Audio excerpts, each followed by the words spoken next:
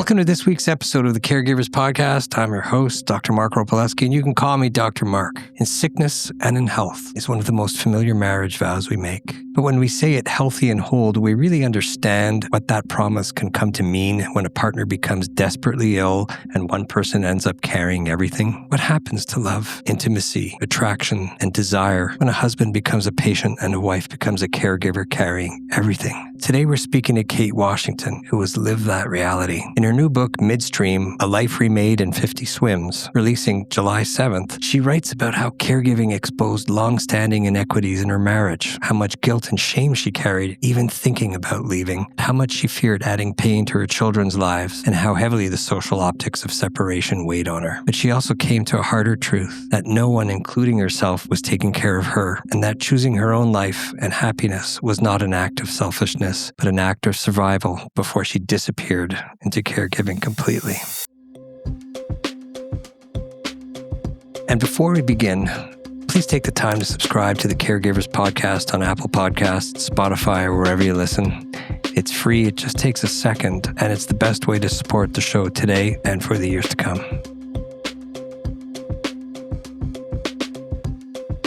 Kate Washington, welcome back to the Caregivers podcast. We're so happy that you're back to visit. Thank you so much for having me again. It's an exciting time with your new book around the corner. We're looking forward to seeing that being released. You know, in the tradition of the podcast, I like to jump right into things, so let's go for it. Great. Kate, you've been through a lot. Every marriage has its strengths, its strains, and its fault lines. But before your husband became so gravely ill, what did your marriage look like before caregiving just took over the situation? Well, I mean, it had gone through, a lot of changes in itself prior to the caregiving. We were married in 1999, and my husband, my now former husband, was diagnosed in 2015. So we'd had a period where, we were young married. We met in graduate school. We'd had a period where we were young and married and both working before we had kids. We had our first daughter in 2005 and our second in 2009. And so things had shifted over that period of time, had to negotiate childcare and, equity issues around that. I was a freelancer. He was a professor at our local university. And we'd also had a big shift due to grief in 2010. My mother died very suddenly. That was very hard on me. And I was doing a bit of caretaking of her. She had mental health struggles for my whole life, and she died by suicide, which was a very, very challenging time. And right around that same time, that happened when my older daughter was 4.5 and my younger one was 6 months old. And right around the same time, Brad took on a new role at the university of chair of his department, which was very demanding. And that combination of things was a huge strain, I would say, on us individually and as a couple.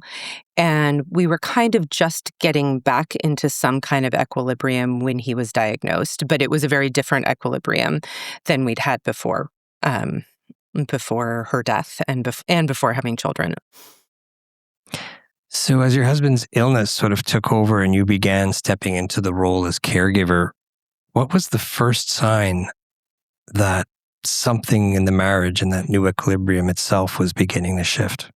That's a tough question because the first of all, it was, slightly over 10 years ago that he was diagnosed. So it was something that I wasn't super aware as things were shifting because I didn't really even immediately identify necessarily as a caregiver. Like there was a long process of diagnosis. I didn't really think okay, this is going to change our lives. Right, I remember. But, one point I think that I would identify a little bit is that we did start to have kind of disagreements about how to handle things around his illness. When he was first diagnosed, it was very unclear even what the cancer might look like. The doctors couldn't agree on whether it was going to be an indolent watch and wait kind of lymphoma or maybe aggressive. It might not even need treatment. We both agreed that we wanted him to get treatment, but we didn't agree on like how to handle that around like what to say to our kids, how to like move forward, particularly around like what to say to the kids and like when to tell them. That was like a difficult decision because they were quite young, had at different stages, et cetera. And then over the summer, after a kind of a crisis happened that we talked about, I think, on the last time that I was on, it had turned aggressive very quickly and he was hospitalized, went into the hospital seeming healthy and like himself, though he was not. Of course, he was quite ill with cancer, but he seemed, as he was, and came back home, 19 days later on oxygen with a collapsed lung in need of like IV antibiotics. And that was a big stressor for me because I was doing all of that care. And I remember the feeling I do remember a time early on where he was kind of cracking a joke while I was trying to do the IV antibiotics, and my hands were shaking, and we were just having such different experiences. It wasn't anything that was, necessarily conflictual, but we were just having very different experiences of his illness at that point, and it was such a big change. And then over the summer after that hospitalization, he had all of his chemo as an inpatient. So he was in the hospital 5 days at a time every few weeks, and I was home with the kids and doing things. And I kind of started also, I think, to turn a little bit more attention in some ways during that time to the kids because he was being looked after by the nurses. Of course, I would go in, we would visit. His parents were often here visiting. But we were really, like, our experiences were quite different. And I was, very concerned about the kids and their kind of stability, their experience of it. And he was literally not there. There was also one time during that summer when he was upstairs for his chemo hospitalization at UC Davis Hospital, and I was downstairs in the emergency room with our younger daughter who had croup. And I remember thinking, like, he's up there and he doesn't even know that we're down here handling this. So we were just having really different experiences. And I also started to realize that maybe what I had thought was a fairly equal marriage in terms of certain kinds of labor and everything wasn't as equal as I'd felt, because when that was removed from the equation, I was like, oh, I'm not doing that much more in terms of like managing our joint lives. I was doing a lot more in terms of managing his care, obviously, but in terms of managing the kids, the finances, the household, it hadn't changed as much as I had anticipated it would. So you went from that phase of clinical ambiguity, which is a really tough place to be in because, a lot of medicine is ambiguous at times and there's not a clear-cut path or prediction on how things are going to play out. But then suddenly things took a big turn and it was full steam forward. When you were deep in caregiving for your husband as things escalated, how did you take care of you?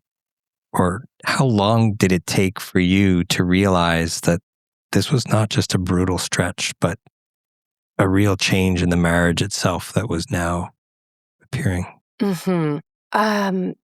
Yeah, it took a long time before I started taking care of myself. Or actually, what initially happened was that I kind of insisted on getting some help. Like his parents came to help out, some of those things, but I was still not really perhaps as engaged with self-care. It's a little hard to remember some of the details of exactly when those things shifted. I do remember, I made sure that I had a therapist, but like I remember kind of a shift where like the therapy went from like healing from other things to just like weekly triage of like, this is my only space to really talk about this and really like have for myself, of like holding that safe space for myself of the therapy.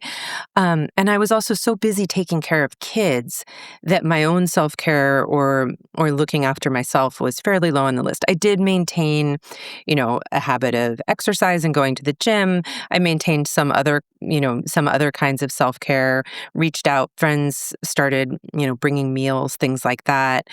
Um, but it did take a long time of realizing like, oh, this is going to be a long, long, long haul beyond the chemo, beyond even the stem cell transplant that he progressed to.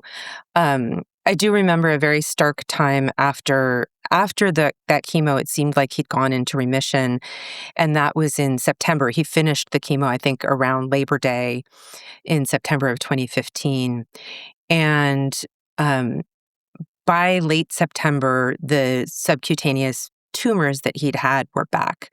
And he, called up the oncologist's office and said, these are back. And they said, well, that would be very surprising. Like the chemo worked really well. You were in remission. And it did indeed turn out, they did a PET scan. And my birthday is in early October. And I remember that we spent like the dinner date that we'd planned for my birthday on my birthday.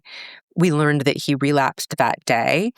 And it was this moment for me of like, oh, this is taking over everything, because that relapse took away the possibility of, that he might have been cured, that that an easier treatment path going forward might be possible. And that was a moment of real realization of like, this swamps even though a normal had gone by the boards a long time before, it was like, oh, we're not going back. We're not going back to the way things were really ever.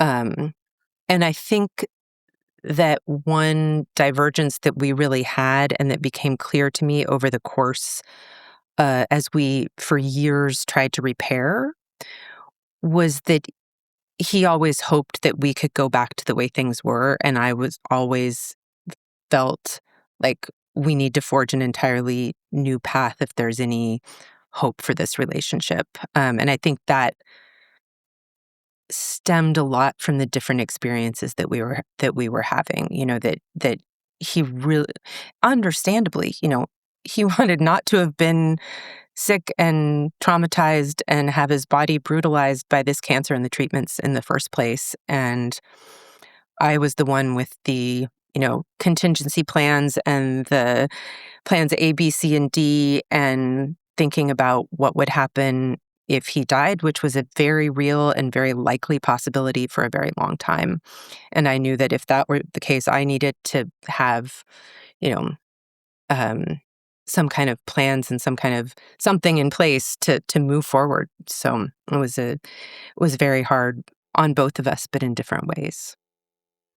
You mentioned something earlier about how you sort of try to keep to a routine of self-care, but just keeping up with self-care routines doesn't always translate into a feeling of self-fulfillment. Did you find that that's the position you were in, whereby you were going through the motions, but you weren't getting the return?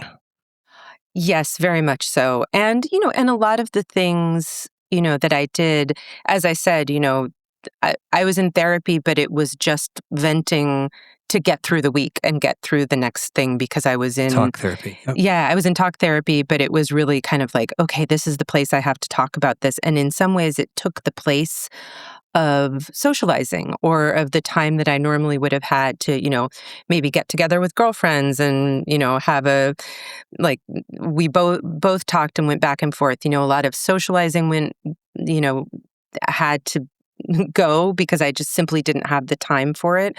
A lot of the normal interactions and things that you would just have in your day-to-day life that give you space and that make it so that I think some of those self-care things like exercise, are more effective because it's part of a complex of like a balanced life.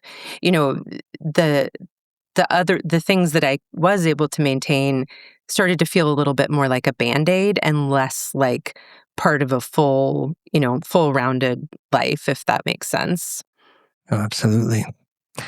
So you said that, caregiving almost laid bare longstanding inequities and problems in the marriage that you didn't really fully see before. What did caregiving reveal that ordinary marriage life had never really forced the two of you to confront? Yeah. So much looking back.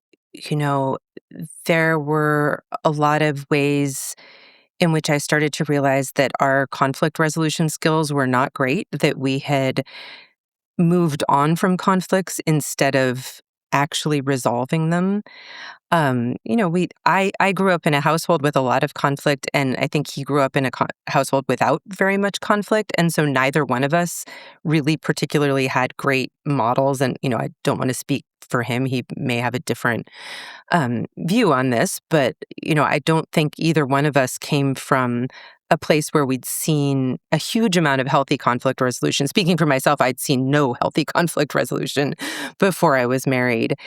And so our conflict resolution was not great. And so some of those conflicts were still simmering, when he got sick. As I said, I didn't really realize the degree to which I was doing the huge bulk of like the mental labor of the planning, the invisible labor, carrying the mental load. Like I wasn't aware of that until, I thought like, oh, like I'm going to have to take on his part of this. And then I realized like, oh, I'm not taking on more because there wasn't as much of a part. A lot of the things that he was doing were, and believe me, he contributed, and he was and remains a great dad. All of those things, but a lot of the planning, a lot of the, long range, signing kids up for summer camps, making sure that we had, like auto pay set up for the mortgage, whatever it may be, like all of those things I was kind of handling, thinking ahead, doing the planning. And he used to kind of make this joke and that, I was the general and he was the sergeant. Like I was the strategist and he was the tactician, which implies this kind of like exactly what I'm saying, that I was like doing the larger family strategy. So that was one. And then, and this is a bit painful, but I think that I felt, it was only in hindsight that I felt this. But when I started to realize the degree to which I was kind of giving over my life to caring for him in his crisis, I started to feel that I had not been cared for or looked after in the same way in the biggest crisis of my life, which was my mother's death. And the pain of that, of feeling that, of looking back and thinking like, feeling abandoned in that moment was so great that it really caused and still causes me pain. And that gap that I didn't even realize was there and kind of had been growing as I grieved her. And, 16 years on, I continued to grieve her because it was such a terribly traumatic way to lose a parent. And it was I who found her, and it was very, very difficult time. That shift, that distinction that I perceived between how we cared for each other was something that I found very hard to get over or to work through. And then I imagine a realization that the plate you would have to step up to that next level of caregiving was exponentially higher. Yes. And, and I, his care needs after the big crisis, he recovered or not. He was doing better and getting more stable and regaining a lot of function and so on after his stem cell transplant, but that took a long time. And as we talked about the last time I was here, he came home from the hospital from that, blind, severely immune compromised. This was all in 2016. He recovered his vision through surgery. So there were like shifting and fluctuating care needs that went on for years. By about 2019, he was doing better, and we were doing a lot of couples therapy, and we were trying. And I did feel like a lot of the emotional work of that was something that it was just hard to take on more of that emotional work after going through the immense work of the caregiving. But we were kind of making some steps in that direction. And then in 2020, the pandemic really threw us for a loop and put us right back into that caregiving care recipient dynamic because he was immune compromised, and it was such a scary time, not just for our family, but for millions and millions, billions of people worldwide. But it was poorly timed for us and our relationship, as it were. When all that next level caregiving came in, and you mentioned you were starting to do some couples therapy in the aftermath, did you feel it was still kind of one-sided like it always had been? I mean, I did. I think that, we had different kinds of emotional connection, emotional intelligence, had different sorts of therapy and different kinds of backgrounds and everything. And Hmm. I just felt like we weren't very able to connect emotionally. And it might have been that really was the ultimate like takeaway from what you asked before of like, what did the caregiving lay bare? Is that our emotional connection wasn't maybe as strong, or I didn't feel it as strongly as it had seemed prior to his illness. And, I know because he said so in sessions that, he really felt like he was trying as hard as he could. And I felt like I was trying as hard as I could. But I think we were just missing each other a lot. That I think that the ways we each contributed to the relationship perhaps were not forms of care that resonated with the other one, and it was really hard to get those to meet. So, Kate, tell me what happens to love, intimacy, attraction, desire when a husband becomes a patient and a wife begins living more as his caregiver than his partner?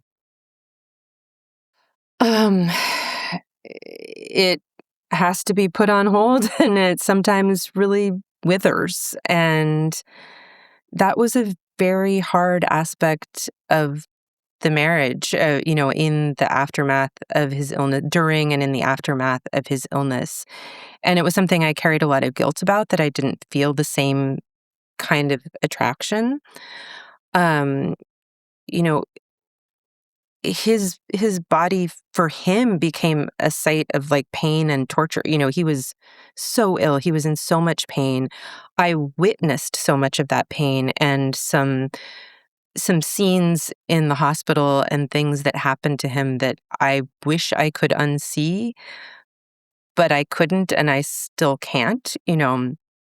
And in part, especially I think because we are no longer married, I want to respect his privacy to the degree I can around some of that. But, you know, it's very difficult, I think, to come back from that, and in terms of attraction, and it's not like a spigot, that you can a tap that you can turn back on or off. And I do recall feeling, during the worst of his illness, um, I just never really thought that much about sex at all, like for a long time. And then, when things were getting better and we were kind of trying to repair, it was really difficult. And I realized that we hadn't had great communication in that realm to begin with. That was another thing that as we were trying to communicate and you know, rekindle that part of our lives,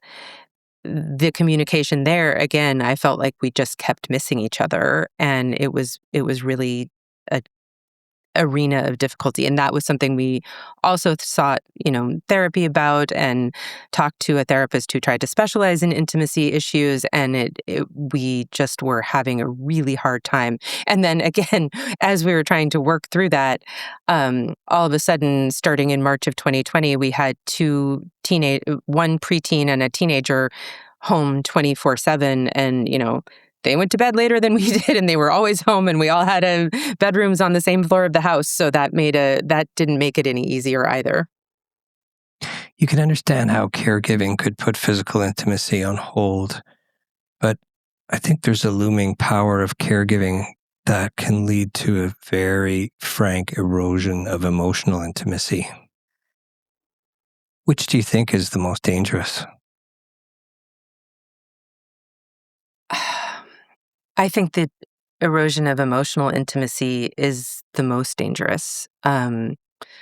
Honestly, because if you have the emotional intimacy and you maintain the emotional connection successfully in a way that I did not do, you can get back, you can reframe, you can rethink, you can, I think, use that love and that connection, I hope and assume, to have the talks and have the, and work together through, sexual issues. There were, I also look at it, to some degree, I feel like the medical system, and, one of the points of my book and one of the things that we talked about in our last conversation is that, there are a lot of systematic issues around caregiving that make it harder for individual caregivers, individual families, individual patients to navigate. And one of the things that I took away was that while it is changing in a lot of places, post-cancer care or like care after a really traumatic or devastating illness often doesn't include quality of life issues, as much counseling, as much, sexual counseling, as much like, discussion of how, you can maintain that quality of life. Because it, frankly, like with the level of illness that Brad had, when he survived, like him breathing a year after his stem cell transplant he was in the win column as far as, the hospital or the medical establishment was concerned. And he did get some assistance, and he had occupational therapy and physical therapy and various kinds of things. But I think more wraparound care, especially for couples, could go some way toward this, Absolutely. yeah. It's a huge rebuild for a couple when you witness that sort of physical deterioration and sort of walking that fine line. You're wondering every day if today's going to be the day. Yeah. And, to be perfectly honest with you, when he was hospitalized and for 4.5 months, he was on the verge of death. At one point, his doctor told me he estimated he had a 10% chance of survival. And looking at how sick he was, that almost felt optimistic to me. And I really started to detach. And I needed to, I kind of pre-grieved, pre-detached, kind of tried to build a wall around myself. And it was instinctive, not conscious. I think it was very damaging to the relationship and to the intimacy. It felt like, in some profound ways, he wasn't there anymore because he was so very ill and not really able to connect. Understandably, I'm not blaming him for this at all. Like, he was, of course, incredibly sick, and I was trying to protect myself against what I thought was going to be the grief of widowhood.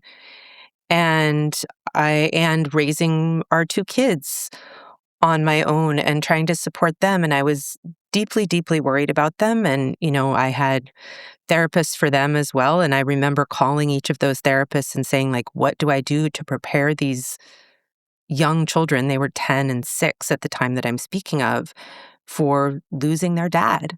And fortunately, they didn't. But,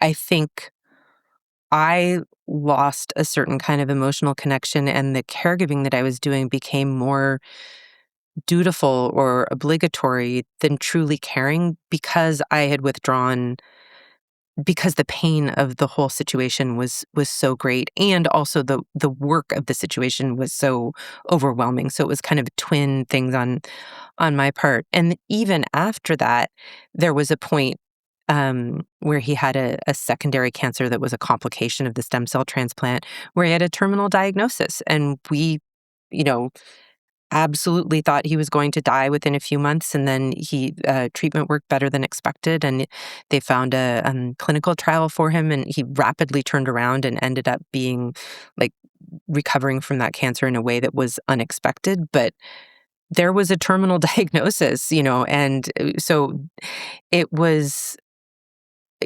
really a point where, like, I already thought, I already thought the marriage was over in one way or another, because I thought I was going to be the only survivor of it. And yeah, that was damaging for me and for our connection. for sure. Was that the specific caregiving moment where you knew your marriage had crossed a line and was never going to feel the same again? Whew.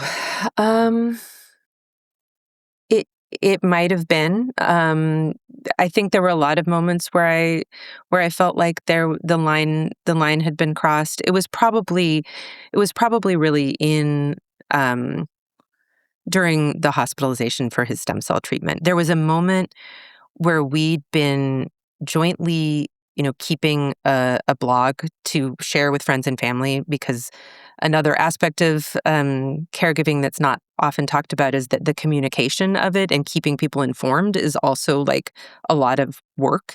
And so we set up this blog. I'm a writer.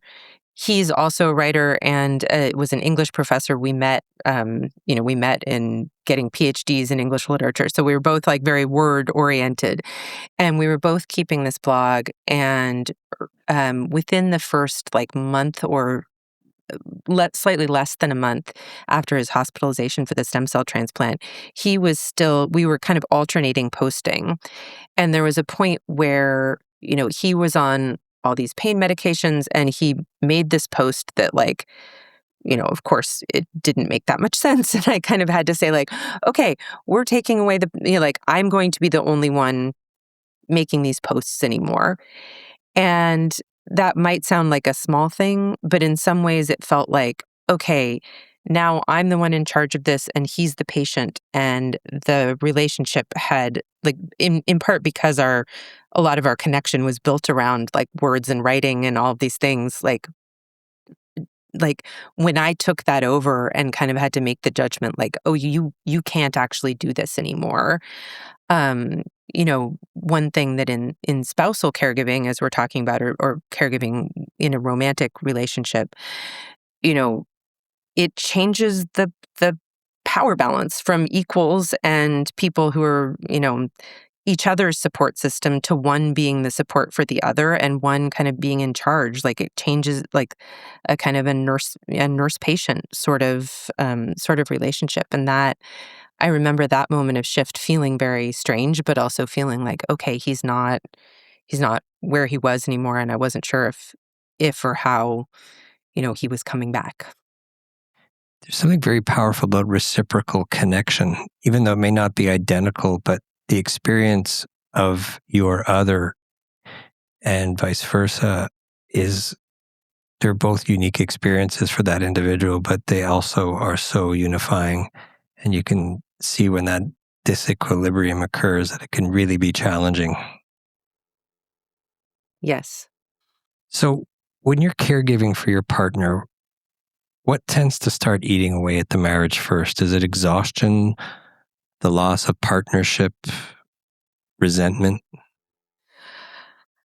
I mean, I think in some ways all of those things. Every situation is so individual. I can't speak for anybody else. But for me, I think the lack of choice that led to resentment, not that I wouldn't have chosen to care for my partner, but like, this was not where I wanted my life to be when I was, 42 years old with a 9-year-old and a 5-year-old who just started kindergarten. I've often kind of told the story of, the first day we kind of realized, and my first unwitting act as his caregiver happened to be the day our younger daughter, Lucy, started kindergarten. And I was like, okay, I'm there. Like, I have reached the promised land of my kids are in school. It's cool. I'm going to have more time. My care responsibilities are actually easing up, and my mother, because she was local to me and she'd been so ill and had had various health problems, like, prior to her death, I had thought like I would be caring for her as she aged. And like, you know, of course, I wish I'd been able to do that for longer than I was instead of her death. But it did also take away a major responsibility that I was kind of dreading as I, you know, went into middle age. I was thinking like I would become a sandwich caregiver and then I wasn't going to be. And so I kind of thought like, we are in the good times. Like, we had gone through some hard times with my mom's death and with having little kids, and we'd made it out. And the very first day she was in kindergarten, he came in and had these lumps on his jaw and said, like, do you think I should go to the doctor? And he'd lost like 30 pounds and was having what we later realized were night sweats. He kind of thought it was like the flu or fevers or something like that, but some hallmarks of lymphoma. And it turned out that those lumps were tumors. And he said, do you think I should go to the doctor? And I said, yes. And that's what set him down the path to diagnosis. And so I just hadn't thought that I was going to be in this caregiving situation. I was a freelance writer, and I thought, like, I'm going to have more time to focus on my work, on my things. And all of a sudden, all of that was gone. And I'd been also, in the wake of my mother's death, I'd been the executor of her will jointly with my brother. I'd done a lot of things around her estate. I'd had, toddlers and young kids at the time. So I'd already put my life, my work, my career, my wants and needs on hold for years. And the fact that all of a sudden I was putting them on hold again for something, a crisis, again, not of my making or choosing, and the sort of as the freedom to do things that I wanted to do with my day started to slip away, I did resent it. I didn't resent him for it, but I resented the situation, and I became, angry about being in the situation. And that's a really hard balance also, because I think it's very difficult, obviously, for the care recipient, the patient, not to feel like that resentment is directed at them, even if it's not. Like, there's nowhere to put it in a spousal relationship, when you don't want to be doing this care work, but you also don't want to abandon your partner, and you don't want them to feel like it's their fault, because it's not, but there's no one and nothing to be angry at. I think over time I got angry at the system that kind of abandoned caregivers, and that's sort of the impulse that led me to write my first book, was that anger at how completely caregiving can take over lives, because there's so little outside support. But I think that I had to work through and think about what is that anger properly directed at, so that I wouldn't be angry at my spouse. But of course, that kind of anger has a corrosive effect no matter what. It's such a resonant point that you're making. We're seeing it now in so many of the comments on social media, on clips with various guests, and people reflect and just submit comments that they just feel like they're not prepared, and they are doing the work of what they would otherwise expect the medical system to be doing, and it just keeps mounting and piling on and piling on. Mm-hmm. Getting back to what you said, was there room for any of your own needs, including emotional intimacy or desire, once everything became about caregiving for your partner and his survival? I mean, not a lot, or I didn't feel like there was a lot. And, there was a long period where he was essentially not, even with the best will in the world, he wouldn't have been able to offer reciprocal care, because he didn't have capacity for anything but being sick, because he was so incredibly sick. I will say that during a lot of this period, my in-laws came to California from Canada. They stayed for months on end and were incredibly helpful. They did a lot with our daughters. They became very close with our daughters, which was actually one of the small silver linings. It was a kind of closeness that I think long distance grandparents often don't get to have with grandchildren. So that was a really beautiful outcome of that. And my mother-in-law in particular, I think, did her very, very best to support me. She was a lovely woman. She sadly has since passed away of also of lymphoma of a different type, but that was very painful that she also had the same or a very similar type of cancer.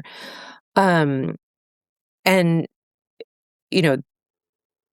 I really am, in hindsight, very grateful to her, because I know, of course, that she was having, a tremendously emotionally difficult time with seeing her son seemingly at death's door. That was really difficult.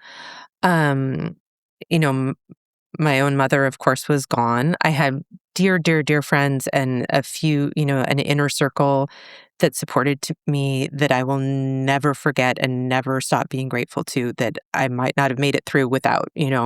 So I did have, help and support, but it didn't feel like there was a lot of space for me to put those needs in the marriage. The caregiving needs really took everything over. And in fact also, the emotional needs, even as Brad started to be better before he was as sick, of course, like he was terrified and needed a huge and like traumatized and having a terribly hard time, and he needed emotional support. He was the center of it. There's I can't remember now if we talked in our previous conversation, but there's a concept of like the concentric circles of like grief and support. It was developed, the idea was kind of developed around grief, is that the person most affected is at the center of like the bullseye, and then the concentric circles go outward and you support inward toward the most affected person and vent or dump or get support outward from people who are less close to the situation. And I started to feel like that model, which I'd read about prior to this happening, but started thinking about, as a spouse in an intense caregiving situation, I was like a bump. I was like a mess, like something that messed up the pattern of those concentric circles, because I was kind of neither here nor there. I was like the support person, but I wasn't the most affected. Like for my friends, I was the most affected, but within our family structure, I was not. Brad was clearly the most affected. He was the patient. He was the one facing this, terrible illness.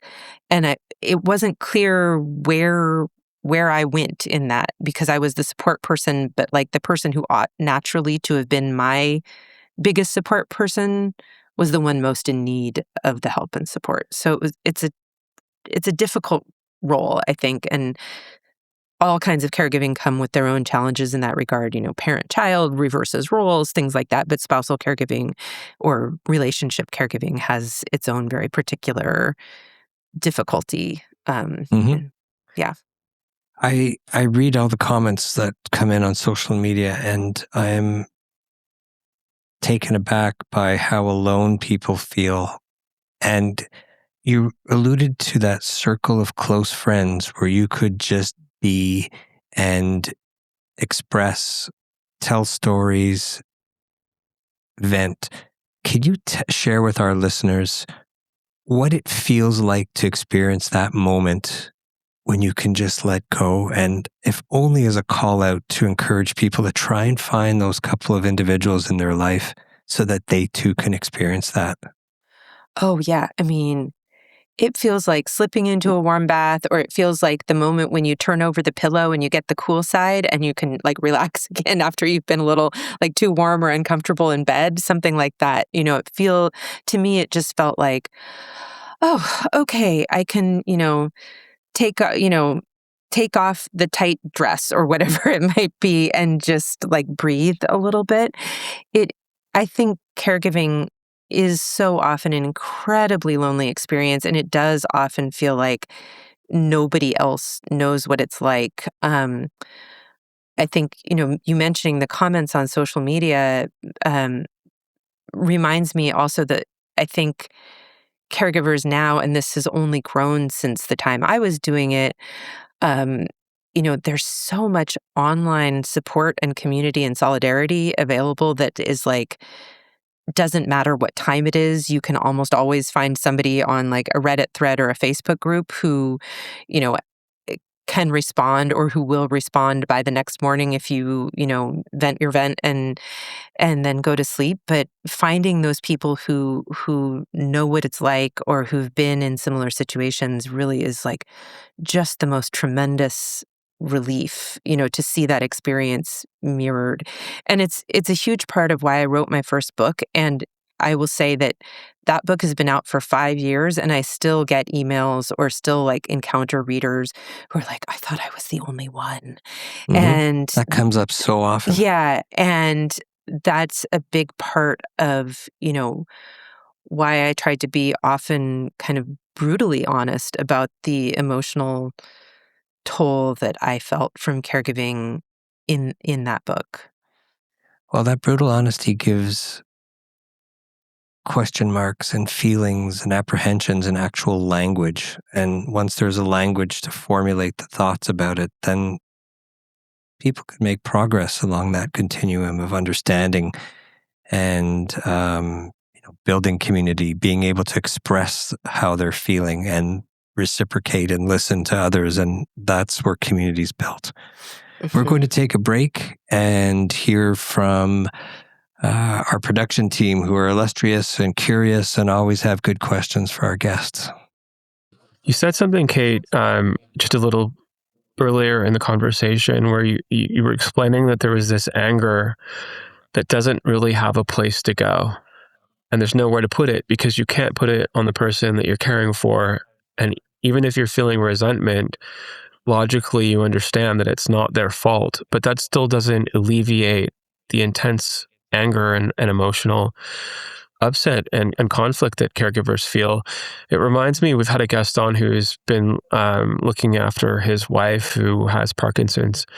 And often I see his social media clips. His handle is Held Light. Everyone should check him out.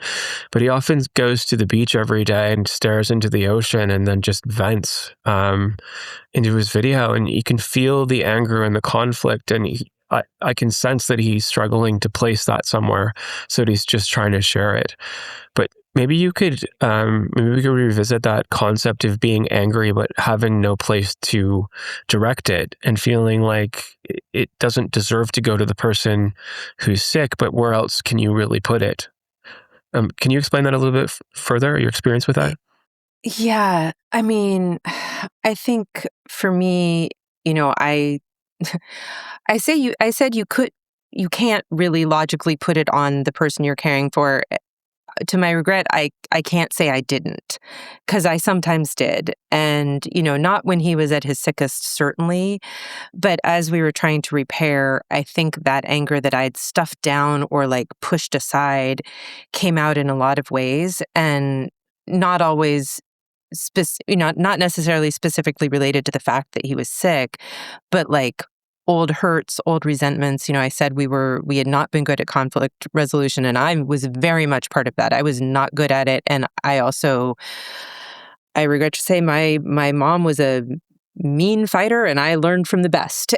And I didn't always handle myself well in that. And actually in my second book, in the new book that I wrote, I depict some of the scenes of anger years on from the caregiving, when I was really angry and didn't handle myself well. And I've tried to do some work on that since. I think think and hope I've gotten better about it. At the time, putting myself back in those moments in 2016, there were times when I would just drive around and scream in the car. There are probably people out there who saw me driving were like, "What is that? What is happening in there?"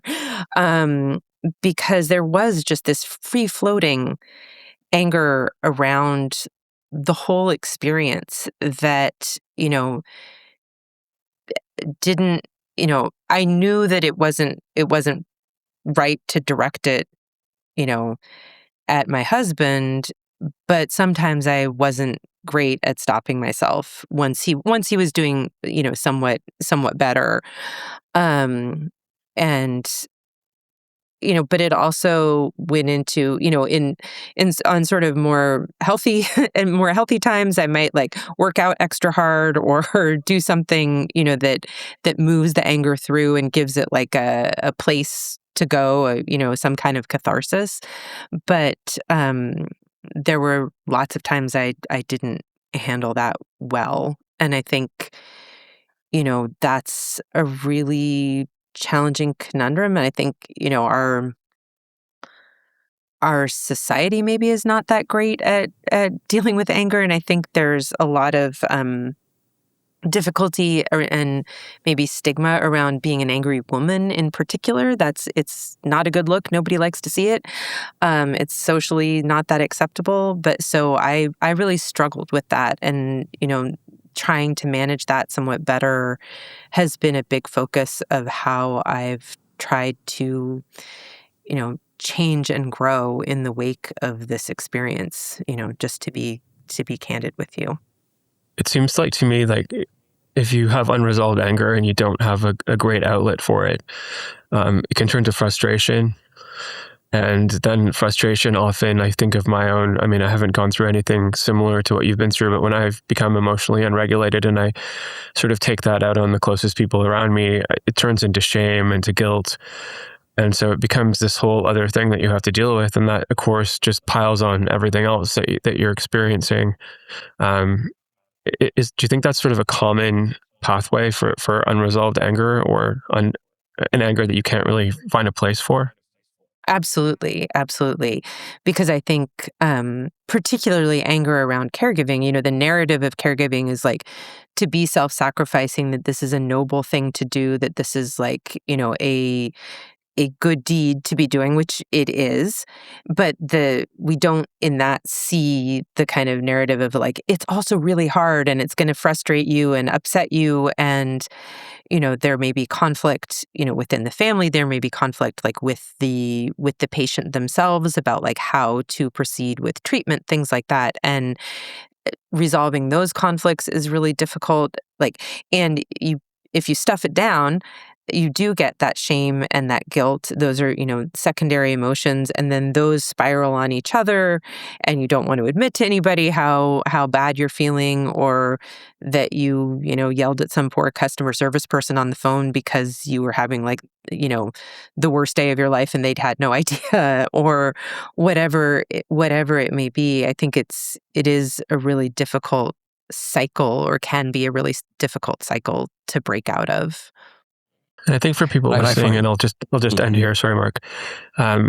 People who are listening to this that haven't experienced it, like, and I put myself in that camp, really have no idea about how difficult this is.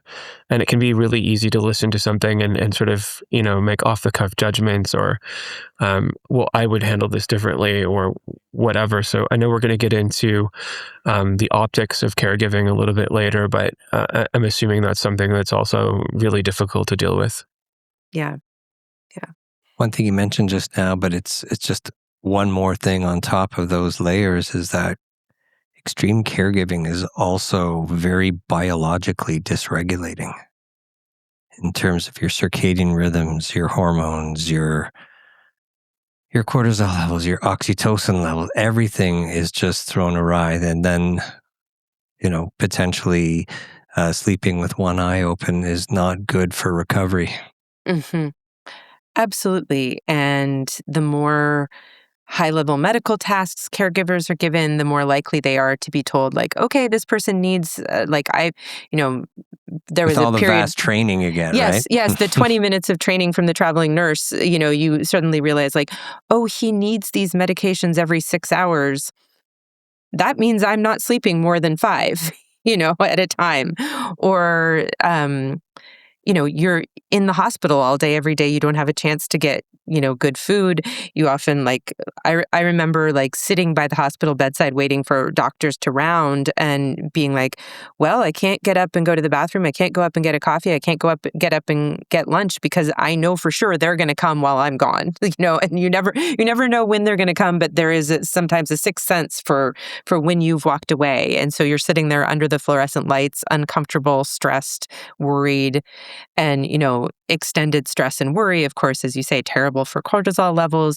Caregivers also, tend to neglect their own physical health, because there's no time to go to the doctor for yourself, You might hurt your back helping somebody lift, especially if you're not properly trained in like bed transfers. I'm sure you've talked about all There's of a these skill set, aspects for a sure. million times on this podcast. But yes, it is bad for your health too in many ways, and often very bad for emotional health as well.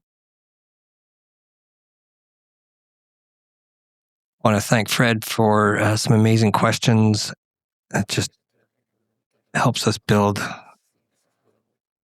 Kate, tell me, at what point in the caregiving journey did you begin to understand that your feelings about the marriage were changing, and how possible was it to admit to yourself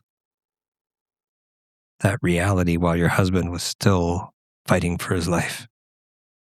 Oh, I had a very hard time admitting that to myself for years afterwards. I think I was dimly realizing it along the way, but I was I was still very committed to staying in the marriage, to helping, to also like ensuring his recovery. It really wasn't until during or like in the waning months of the pandemic, and actually like as my first book was coming out in 2021, I had really kind of started to admit to myself like that I actually wanted to the marriage to end. I wanted to be out of it. But I had so much guilt around that, even and that was, 5 years on from his transplant, but I did feel like the optics of like, "Oh god, am I a person who's gonna leave a man who's been this sick?" were not only bad for with other people, they looked bad to me. I didn't like the look of that myself, and I felt very guilty around that. I also felt very guilty around the idea that it would be um, more pain for our daughters. But I think that the gap between when I started to realize that the marriage had irrevocably changed and that it was not fulfilling for me, and when I admitted to myself that I actually wanted the marriage to end, was a matter of it was years between those realizations. So, what kind of guilt? What does it feel like? What being the caregiver for a spouse who's been so devastatingly ill, while at the same time finding yourself contemplating leaving? Uh, it's very. I mean, I felt very torn. I stayed on the fence about it for months, if not years. I wanted to be kind. I didn't want to, you know, cause a huge amount of pain, but there was kind of no way to do it without pain. It turned out for both of us, for all of us, for the whole family. And even though our Hmm. marriage is over, I still consider us a family. And I should say, like, Brad and I are on good terms. We have one child who's still at home, one who's in college, and we co-parent on an equal basis, and that is smooth and good. And actually, I think we're both much happier, and even our kids have said you're both happier. Um, but at the time, it was really hard to see that path forward, and for me also, a big stumbling block for me was that over the decade-ish prior to ending the marriage, I had already been through two major crises, which were incredibly hard on me, in which I had the lion's share of the management and of like the handling everything. There's a lot of paperwork even with these crises, and there's a lot of paperwork with divorce, and there's a lot of logistics and a lot of like hard stuff moving, changing the mortgage, changing the title on things, figuring out, co-parenting, all of those things. And I was like, am I really going to walk into another ordeal of my own making and by my free choice? I am tired. I am too tired to do another one of these and to mourn this. And it took months for me to work through that and think like, and realize and really, I guess, take in internally the idea that I was going to be facing pain and a crisis either way. Either the pain of being like desperately lonely and unfulfilled in a marriage that had become kind of a marriage of roommates and not a particularly smooth one of those, or i- or the shock and crisis of ending the marriage, reforming separate lives, and having a chance of doing something different down down the road. Like, either one was going to come with suffering for everyone, and it was a question of what kind of suffering I wanted to have. And I ended up having to choose the one that was a little more time limited by, getting out of the marriage. So many caregivers listening to this may feel actually angry hearing that you left, that you chose yourself, or that you found a way out of a life they feel trapped in. So on the surface, that can feel like the ultimate betrayal, but underneath it, it may touch something they barely let themselves admit, that they wish for relief, escape, or a life that still belongs to them. Yeah. If someone listening recognizes that, and they recognize themselves in that, what do you most want them to understand? Gosh, that's a tough question. And as you were asking it, I actually recognized kind of a defensive impulse in myself, just to say like, oh, but I didn't leave when he was really sick. Like he didn't need a caregiver anymore. Which to some degree I think that's a point of clarification for sure. I think it sets the stage, right? And there were also ways in which I felt like we'd gone into this very entrenched pattern where I was the caregiver and the manager of everything. And I was begging him to rise to the occasion more and be a more active participant in our lives. And because our dynamic had so completely shifted, that was never going to happen while we were still married. And lo and behold, now that we're not married, he does manage all the things that I was begging him to manage while we were married, on his own for his own household. Um, but he did still need some support. He does have chronic illness as a result, and he has ongoing health needs. Many of which are self-managed, but some, do, I think, need some support and care, though not a full-time caregiver as I was, back in 2016, 2017. So it's a vexed question in some ways, because I don't think I would have had the courage or um, the what would have felt a little like callousness to leave if he had stayed as ill as he was, if he still had no Well, that's vision, if he was still understandable. as immune compromised. But to your question, listeners who may feel angry and trapped, hearing that, I felt angry and trapped in that way, and I did have those dim realizations of like, how am I ever going to get out of this? Where is this going to end? When am I going to have a life? And it was a very painful feeling. And, I think to people who are in that situation, I would say, you know, it starts with some steps of carving out spaces, setting some boundaries for yourself to the extent that you can. And it's never easy because it's always going to feel hard. And you may also meet with resistance from, the person you're caring for.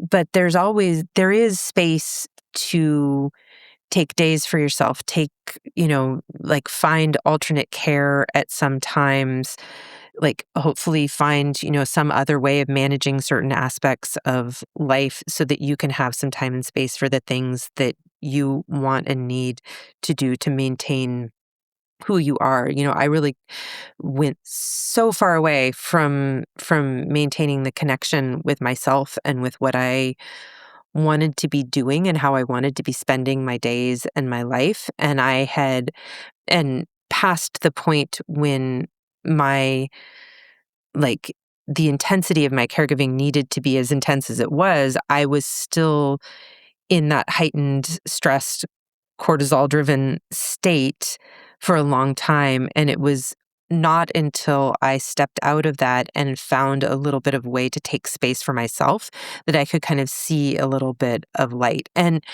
it's also difficult because, of course, everyone's care situation is different. And for many people, it's like a degenerative disease or something that will never improve. And in Brad's case, he did improve. And so I recognize that I have,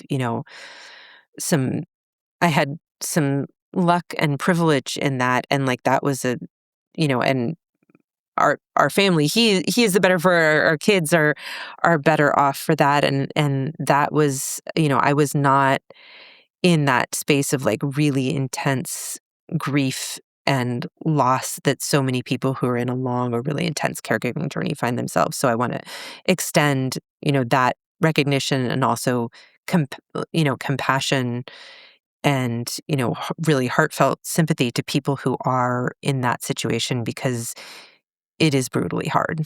And Well, there is no one size that fits all, yeah, right? As you mentioned, you had these pounding crises which sort of appeared on the grid and then sort of leveled out afterwards, whereas others are just sort of going on this long trajectory without with a few tiny spikes in between, but just progressive erosion over time that's just cumulative.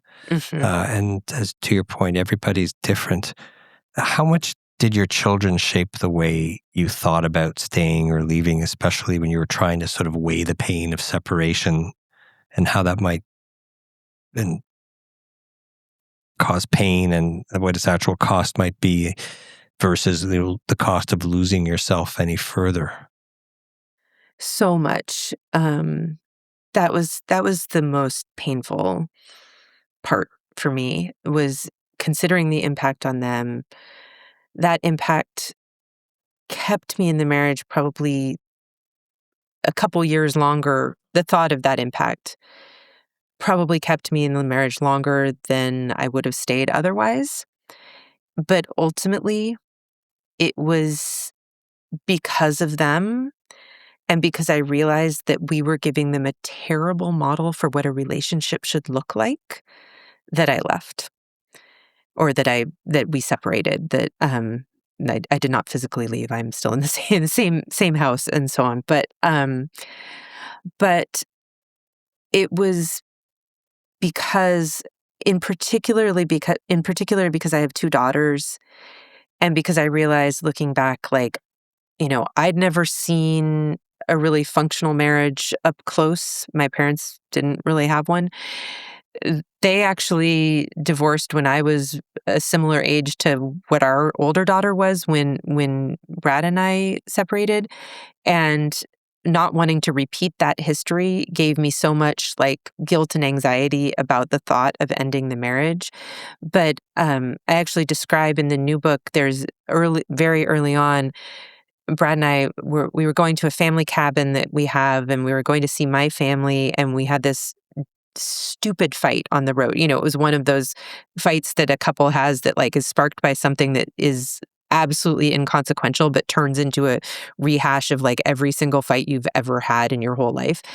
And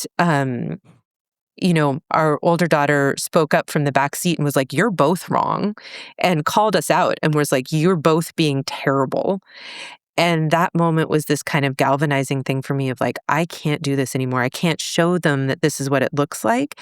And I also, like, not only the conflict that we were subjecting them to, but also the feeling that, like, marriage means giving yourself over, leaving no space for yourself, not having your needs met, not having, love and affection displayed regularly. I didn't want them to grow up and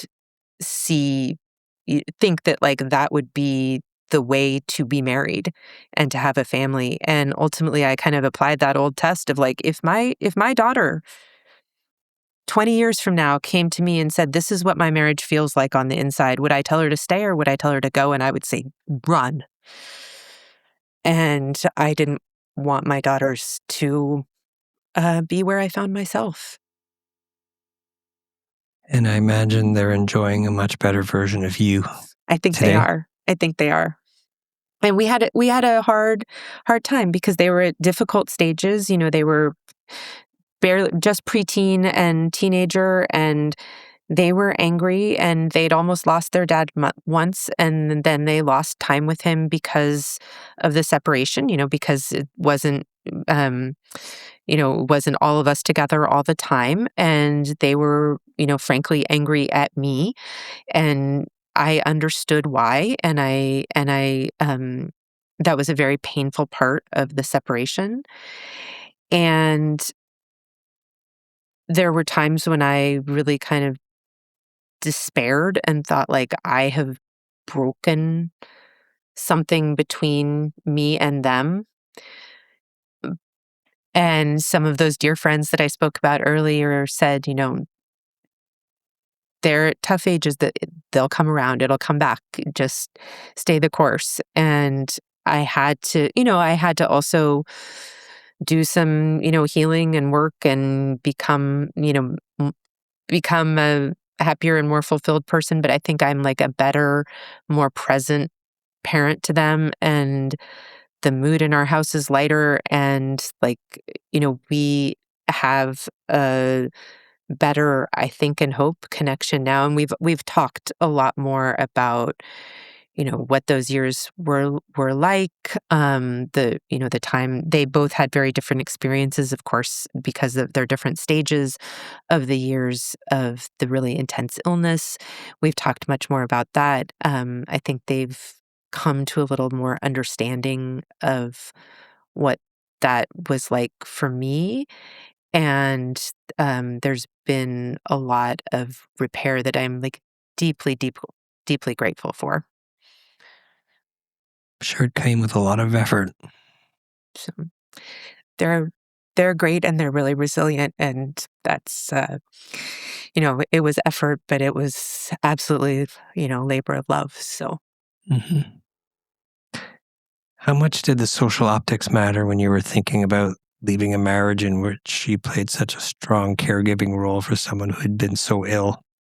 And how were you aware about how other people could spin that and turn that into gossip, judgment, and a story that villainized you? I was highly, highly aware of it and quite worried about it, and it also uh, coincided with the year following the release of my book, which ended on a very kind of ambivalent note about the marriage of not being sure what would happen, because there's a lot about the problems in the marriage in that first book, and I remember telling one person and they said like, well, having read your book, I'm not surprised. But I will say that like over the course of the months following the release of the book, like one of the things that I was conscious of is like, oh, this would be a bad end to the story. Like, I don't want to go out on book tour and answer questions and end with like, and then the marriage is no longer happening. We are done. We are in the middle of separating. And eventually that did come to pass. About a year, we separated about a year after the book came out. Um, you know, I had a lot of anxiety about it, and it didn't turn out to be a big deal, honestly. Like people, I mean, probably there were people who've gossiped or whatever, and um, that's fine. They're entitled to their story and their opinion, I guess. Um, you know, nothing that like blew back in a way that was, s- super painful for me, or like where, I got in trouble in some, cosmic court of judgment that I know of so far. hmm And I've been surprised by, people, if I'm talking, doing interviews, like this one, I find that people are pretty understanding, especially people who've gone through it. So I spent a lot of time worrying about that, and then at a certain point it was like, you know what? I'm 49 years old. I get to make decisions for myself, which is at the age that I was at the time. And I came to care less about social opinions, and I probably care even less now about, I mean, I care about what people think in the sense that I don't want to be a terrible person to anybody, but I don't, what strangers think of me, I've sort of come to the idea that it's really none of my business in some ways. Like everyone's entitled to Right. their thoughts, hmm So, Getting back to self-care, at what point in the caring journey for your husband did you realize that no one, including yourself, was actually taking care of you? um, I think the moment that was the most. And this is a story that I have told before, and it's the source of the title of my first book of Already Toast, is in like at the month following his discharge from the hospital. I took him to a doctor's appointment, and I just started like weeping over the course of that appointment.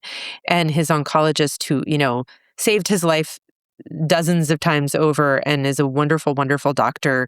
But I did not always love his bedside manner with the caregiver. Maybe he was great with Brad, and maybe a little, I had a couple of things with him, and this was one of them where he kind of looked at me at the end of the appointment. He's like, "Are you taking care of yourself? Because if you're not taking care of yourself, you can't take care of him."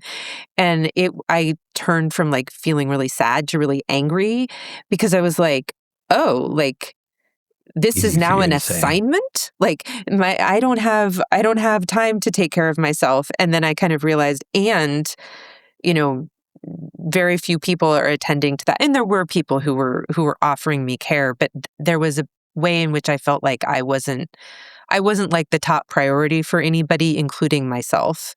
And after that appointment, I went home and Googled to look for, he was like, go look for, support group or something like that. And I went and Googled and stumbled on a quiz about caregiver burnout and got the result. When I took the quiz, you're already toast, like that I was already completely burned out. And I actually, noted that and was like, title of my memoir. And it became the title of my memoir.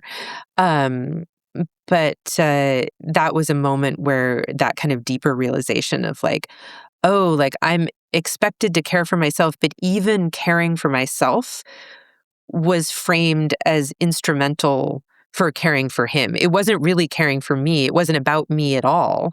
It was about my ability to keep going and keep soldiering on to provide the care that the main patient needed. It was just like an oil change or something so the car can keep getting you to work. It wasn't because you wanted the car to be like a beautiful restored vintage something or other that was like really well cared for. It was just like, this is basic maintenance so that like it can do its job. It's interesting how you sort of change the tone of your voice to a very patronizing tone when you recount having heard that advice. Do you think that's a common thread in a lot of caregivers' experiences? I think probably so, and I hope that's changing. I mean, obviously, there's a push to have it change for sure. Yeah, It needs to. I hope that, and I've heard of this changing, and caregivers being included more as like part of the care team and as partners in care rather than as, the family member.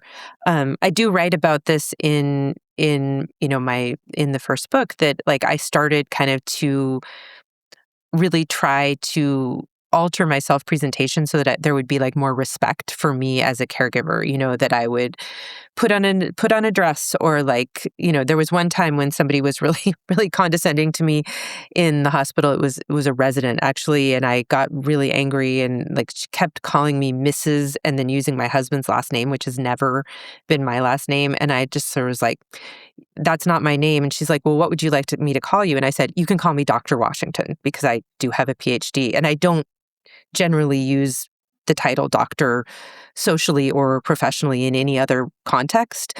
But I was like, if you're going to condescend to me, I'm going to do it right back and try to get some respect back for myself. So I don't know how well that worked, but I do think and hope that is changing. But I'm sure many caregivers in the audience have had that experience of feeling patronized, pushed aside, seen as kind of an inconvenient but necessary, appendage to the patient.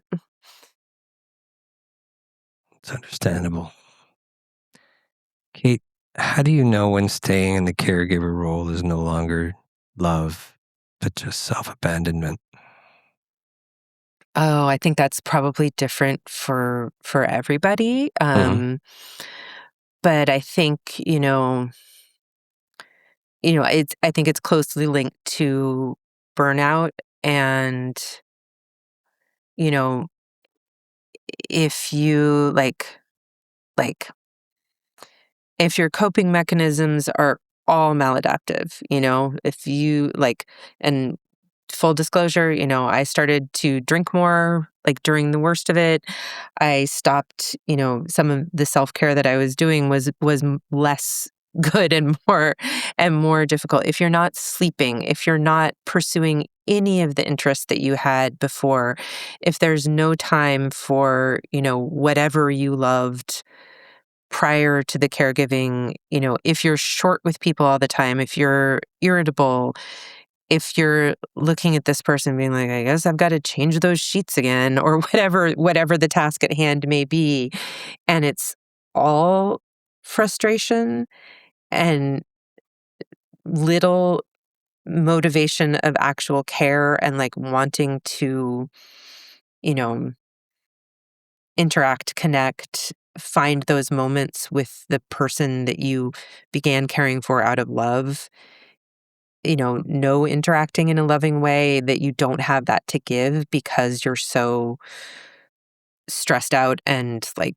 pulled to the brink, then, it is time to, if not reassess whether to be in the caregiving relationship, then to reassess how to be in the caregiving relationship. You may not be able to change matters. You may not want to, but you may need to find a way to put a few more boundaries in place to find more space for yourself. And I mean, that's, even though I was not in a full-time caregiving role, that is like what I started to do in about 2021, that ultimately, like, I started carving out much more time and space for myself. And ultimately that led me to make the kind of changes that I've been talking about. One of, the biggest most obvious one of which was ending my marriage, but it was really like a big shift, like in the way I lived my life and how I lived for myself, what I do with my time and my days, and how I like connect to myself, and kind of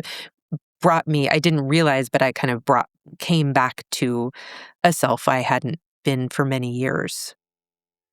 It's a learned skill like everything else. And it's amazing when some people come to realize that it's a skill that you're trying to develop stacked against years and decades of patterns Mhm, where boundaries were not set. And mhm, it becomes difficult to put one foot in front of the other and make progress. But um, community, connected communities and support and those kind of things can mhm. definitely make the difference. I think against all the odds, your husband survived, but the marriage ended. How did you understand or begin to understand that his survival did not mean that the marriage would survive too? Hmm.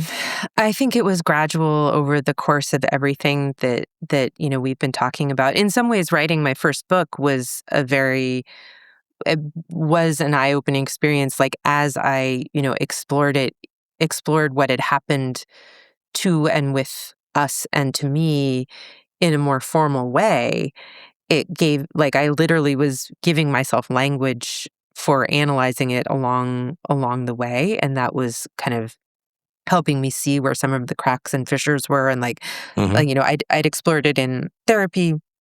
We explored it in some couples therapy, all of which, as I've spoken to, was very challenging. Like, we just didn't do that well in couples work. And yeah, starting to kind of narrativize it and think about how I was acting in the marriage, what was causing that. And there was um so much had happened. And once things like kind of quieted down and he was doing better and wasn't in need of that care, that's when it all came. Like, that's when kind of the reckoning came, was a long time afterward. And I was struggling a lot with the emotions around that. But it was definitely a gradual realization. But when I started really, like, you know looking at it more, or started coming more to a clearer understanding of that and of what I wanted and what it would take to get there was when I started like setting those boundaries and carving out that time for myself. And that's kind of the subject of my new book that's coming out. I started almost on a whim. I was 48 and a half, and I was like looking to the horizon of turning 50 and thinking like, my life is not where I want it to be. I don't even know who I am. I don't know what I do. I was kind of burnt out to a crisp and like creatively, emotionally, physically from the years of the caregiving. And I was like, what am I going to do to like feel better about turning 50? And I decided to I'm going to go to 50 different places to swim or get in the water because I'd always loved the water and swimming. And I almost picked that just on a whim. It was like, oh, well, this sounds fun. Like this actually sounds like some fun.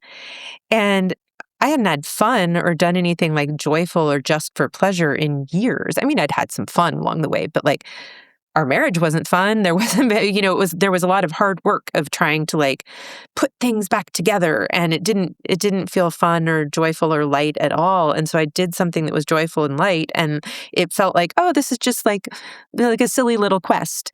And it turned out to be actually a much more profound experience along the way, in part because it took time. It took like whole days often. It prioritized me. It was just something that I loved. And all along the way, I was like, oh, I could be doing other things that I love. I could be having fun. I could be, I actually had, my kids weren't as needy anymore. Brad wasn't as needy anymore in terms of the care. I was like, I don't have to be grinding away in like this kind of like martyrdom and misery all the time. Like I could be taking the time I'm spending on that and on my resentment and turning it into, good days. And that realization came gradually as I did it. And I wouldn't say like, oh, I went swimming and that made me, and then I, woohoo, I decided then to get a divorce. It wasn't really like that at all. It was a much more gradual unfolding, but taking that time, and that was a very personal thing to me, but taking that time and finding that pleasure for myself brought me back to kind of a self I hadn't been really since I was a little girl. And I now look at it as like, it wasn't just my marriage and the caregiving that was a form of self-abandonment. I'd been doing a lot of self-abandonment all along, and the caregiving was the pinnacle of it. And I was trained in abandoning myself in various ways from a young age. And that was why I lost myself so completely in the caregiving, because I was used to that and used to making my needs small, and that I could make my needs and my wants big again and be who I wanted to be all along, instead of being symptomatic, like having a symptomatic experience of caring for others and giving up on myself in order to give everything to other people. I'm a firm believer that whether it's approaching midlife where caregiving can become a looming reality, or even if you're entering the caring professions, taking an inventory of your ability to care for yourself, recognize your needs, maybe let go of some of the trauma, but also test your ability to extend your joy span as opposed to just your time span and your health span, might be as important an exercise across the board for all people. There's a caregiver listening out there right now and who's wondering, like, what does it actually look like to begin choosing your own life after years of disappearing into the care of someone else? What does that feel like? Yeah. What did it feel like for you? I mean, it felt like jumping off a sun-warmed rock into like a really great river. and that's literally what it was. But like that feeling of like, relief, the rush of like the bubbles around you and just being in the moment of enjoying yourself. Like, I'm also somebody who has a hard time getting out of my own head and like being in the moment. And you can't really not be in the moment if you're underwater. So like that, I mean, in a good way, not underwater in the like you're being swept and carried away, the deliberate part of that. But that feeling of embracing something that was joyful does have that like refreshing feel of like, the first time you jump into a pool on a hot day after a long winter or something like that, or a stream or something like that. And, for me, it was all like going back to places and things and, experiences I'd loved long before this experience and before some of the like, stresses of adulthood and caring. And as I said before, it wasn't all just caregiving, but a lot of that was tied up in a lot of it.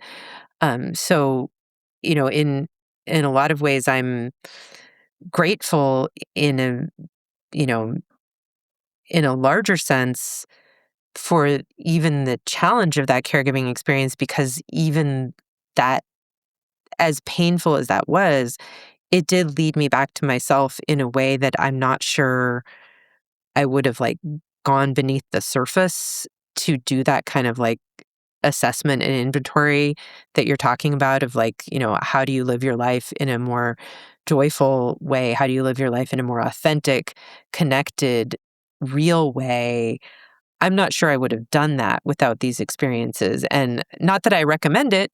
It would have been better to do it without the huge amount of pain and suffering that, I went through, but also that Brad went through and our family went through, and that I'm sure the caregivers listening to your podcast are going through, in real deep ways. But that, there are ways to start carving that out, even in small ways while you're in the middle of the hardest part. And I was not great at doing that when I was in the hardest part.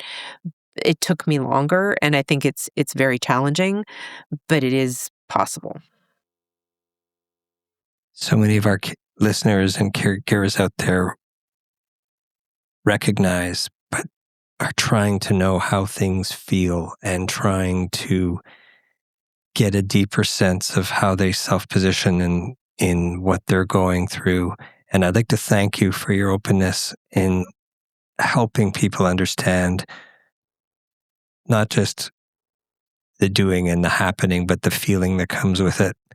And you always hear of individuals and different schools of thought talking about being present in the moment. But now I will always remember the idea of jumping into a bubbling stream or body of water, and your cheeks are puffed out and your hair is floating around, and it's like you are truly present with you in that moment. There is nothing else around, and if ever you wanted to feel self-presence, I think you nailed it.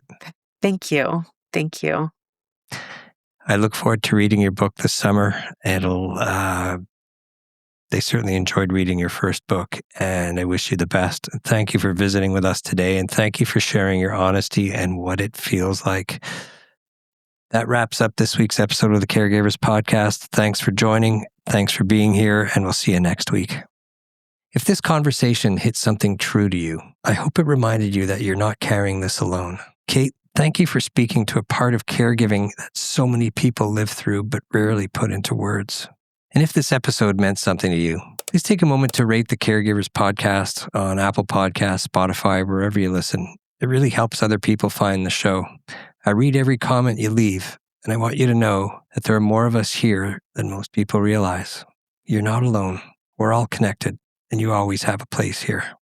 Before we wrap up, I wanted to remind you of something important. The conversations you hear on this podcast are here to inform, to support, to spark reflection. They're not a substitute for professional medical advice, care, therapy, or crisis services. Listening to this podcast does not create a doctor-patient or caregiver-client relationship between us. If you're facing a medical concern, health challenge, a mental health challenge, or a caregiving situation that needs guidance, I encourage you to reach out to a qualified professional who knows your story. If you're ever in crisis, please don't wait. Call your local emergency number or recognize personalized crisis hotline right away. You deserve real-time help and support. The views you hear on this show, whether from me or my guests, are our own. They don't necessarily reflect any organizations we work with, or are part of, or have worked with, or been part of in the past. This podcast is an independent production. It's not tied to any hospital, university, or healthcare system. Thank you for being here, for listening, and most of all, for taking the time to care for yourself while you continue to care for others. I look forward to hearing from you.